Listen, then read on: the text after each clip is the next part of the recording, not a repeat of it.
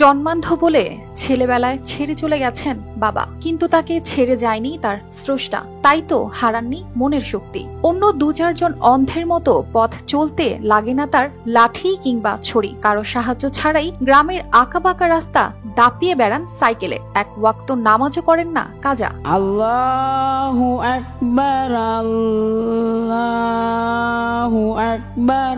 ঘড়ির টাইম না দেখতে পারলেও মসজিদে ছুটে গিয়ে ঠিক সময় দেন আজান। অন্ধের আজানেই গ্রামের মুসল্লিরা ছুটে যান মসজিদে। সবাই হাইটা যেতে পারি, আগে গাছে গুছে বাড়ি বাড়ি খাইতে, মন বাড়ি বাড়ি খাইনি। জি না, লিখতে পারিনি। বাবা আঙ্গ ফালে থেকে অন্য দেশে যে বিয়ে করছে, আমার এক বিয়ে গুণ মারা গেছে। তারপরে মানে আমি জায়গায় জায়গায় যাই, মানুষের কাছ থেকে সাহায্য নিয়ে চলি। শুধু কি তাই, দৃষ্টি প্রতিবন্ধী হয়েও তার যে বিশেষ গুণটি নজর কাড়ে সবার, তা হলো কাগজের নোট হাতে নিয়েই বলে দিতে পারেন সেটি কত টাকার নোট। বলছিলাম টাঙ্গাইলের মির্জাপুরের বহুরিয়া গ্রামের দৃষ্টি প্রতিবন্ধী কিশোর লোকমানের কথা। এটা 500 নোট, এটা হলো 100 নোট। জন্মগত দৃষ্টি প্রতিবন্ধী হয়েও দৃঢ় মনোবলে থেমে নেই তার জীবন। দোলে আর দোলা দিলে বলতে পারেন 2 টাকা, 5 টাকা, 10 টাকা, 20 টাকা, 50 টাকা, 100 টাকা, 200 টাকা, 500 টাকা, 1000 টাকা বলতে পারি।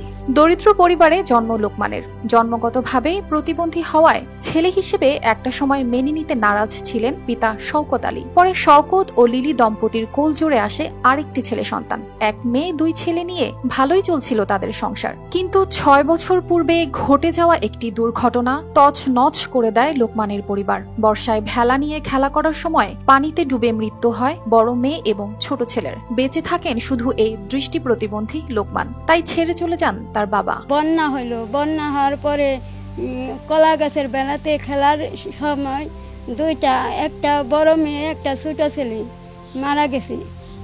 এখন আমার একটি মাত্র দৃষ্টি প্রতিবন্ধী ছেলে আছে।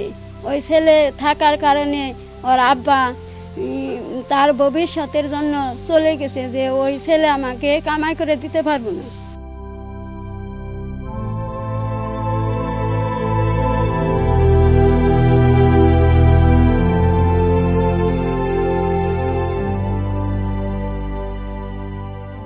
অন্ধ হওয়ায় লোকমানকে ভর্তি নেয়নি স্কুল কর্তৃপক্ষ।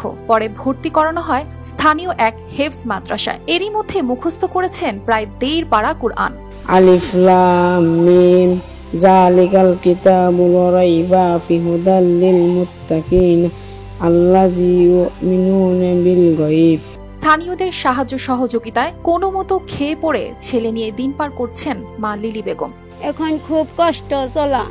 এখন চলার জন্য যদি কেউ কোনো সাহায্য করত তাহলে ভালো হতো, তারেও আল্লাহ ভালো করত। স্থানীয়রা বলছেন দৃষ্টি প্রতিবন্ধী লোকমান মেধাবী ছেলে। সরকারিভাবে সহযোগিতা পেলে হয়তো পরিবারটি ঘুরে দাঁড়াবে। জায়গা নেই, জমিন নেই, কিছু নেই, অন্ধ হাপুলা। অন কি করবো?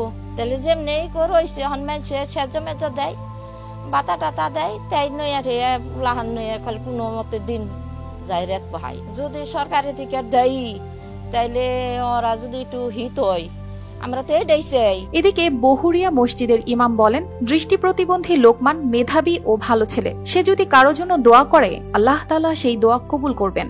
আল্লাহ পাকের রহমত ছাড়া তো কেউ চলতে পারে না। ওর উপরে বিশেষ রহমত, যেহেতু চোখে একেবারেই দেখে না।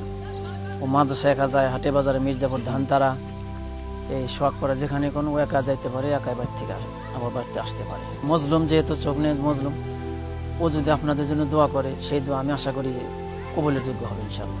জন্মান্ধ লোকমানের দক্ষতা যেন ছাড়িয়ে গেছে সিনেমার গল্পকে, হার মানা তার সব বেদনার স্মৃতিকে। অন্যান্য স্বাভাবিক কিশোরদের মতো বেড়ে উঠবে লোকমান, পাশাপাশি পাবেন তার প্রাপ্য সকল অধিকার, এমনটাই প্রত্যাশা স্থানীয়দের। News desk, RTV।